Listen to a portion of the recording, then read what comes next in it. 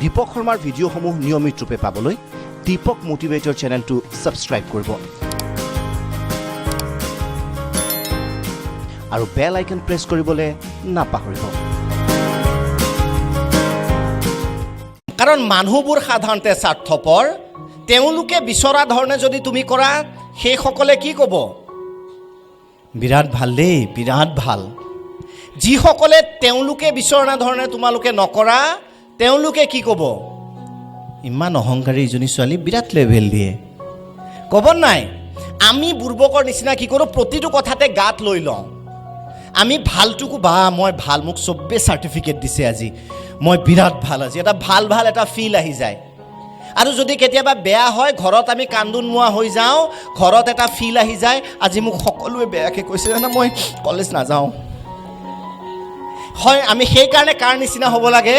সাগৰৰ নিচিনা হ'ব লাগে। কোনোবাই দিয়া ভালৰ চাৰ্টিফিকেট, কোনোবাই দিয়া বেয়াৰ চাৰ্টিফিকেট আমাৰ প্ৰয়োজন নাই। আমাৰ জীৱনত আমি একক, আমি অনন্য, আৰু সদায় আমি কিহৰ দৰে হ'ম? সাগৰৰ দৰে হ'ম। মানুহে কি কয়? Is none of Euro business. এবাৰ কি হ'ল, সাগৰত সৰু পোৱালি এটাই খেলি আছিল, 6-7 বছৰীয়া পোৱালি, সৰু ল'ৰা এটাই। হঠাৎ সাগৰৰ ঢৌ আহি চেণ্ডেল কি হৈ গ'ল? উটুৱা লৈ গ'ল। খুলি নগ'লৈ বাপা, চেণ্ডেল কি কৰি লৈ গ'ল? উটুৱাই লৈ গ'ল। সৰু পোৱালিটোৱে কান্দিলে আৰু বালিত খিলে, সাগৰ চোৰ, মোৰ চেণ্ডেলযোৰ চুৰ কৰি লৈ গ'ল বুলি সাগৰক ঠিকছে গালি পাৰিলে। তাৰ পাছত এজন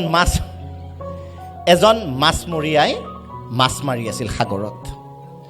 নাৱেৰে গৈ আছিল বহুকেইজন মানুহৰ সৈতে, ডাঙৰ ভাল মাছ এটা পালে। মাছমৰীয়া কেইজন নামি আহি সাগৰৰ পালত লিখিলে, সাগৰ কি? আমাৰ অন্নদাতা, হে সাগৰ তুমি মহান। এগৰাকী মাতৃৰ 14 বছৰীয়া ল'ৰা এজন সাগৰৰ পাৰত খেলি আছিল, সাগৰৰ পাৰত সাঁতুৰিব ট্ৰাই কৰি আছিল বিচত। সাগৰে উটুৱাই লৈ গ'ল, মাতৃগৰাকী পুত্ৰহাৰা হ'ল। বগা কাপোৰেৰে ঢাকি অনা হ'ল সন্তানক, আৰু মাতৃগৰাকীয়ে বাউলি হৈ সাগৰৰ পাৰত লিখিলে, বালিত কি লিখিলে? এই সাগৰ হত্যাকাৰী। কেৱল এয়াই নহয়, এগৰাকী বৃদ্ধ, তেওঁ কাম কৰিব নোৱাৰে, উপাৰ্জন কৰিবও নোৱাৰে। তেওঁ হঠাৎ সাগৰৰ পাৰত ঘূৰি থাকোঁতে এদিন দামী মূল্যৱান মুকুতা এটা পালে। তেওঁ সাগৰৰ পাৰত লিখি দিলে বালিত, কি? সাগৰ তুমি দানবীৰ। কি বুলি লিখিলে? সাগৰ তুমি দানবীৰ। তাৰ পাছত কি হ'ল জানা? সাগৰত ডাঙৰ ঢৌ এটা আহিল, প্ৰকাণ্ড ঢৌ এটা আহিল। এই গোটেই লিখাখিনিক মচি লৈ গুচি গ'ল। কোনে কি লিখিছিল তাৰ অস্তিত্ব নাথাকিল। অৰ্থাৎ সাগৰৰ দৰে হ'বা।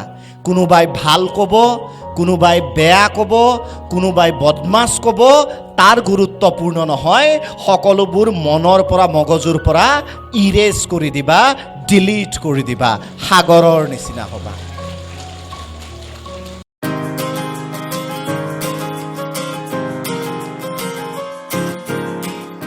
দীপক শৰ্মাৰ ভিডিঅ'সমূহ নিয়মিত ৰূপে পাবলৈ দীপক মোটিভেটৰ চেনেলটো ছাবস্ক্ৰাইব কৰিব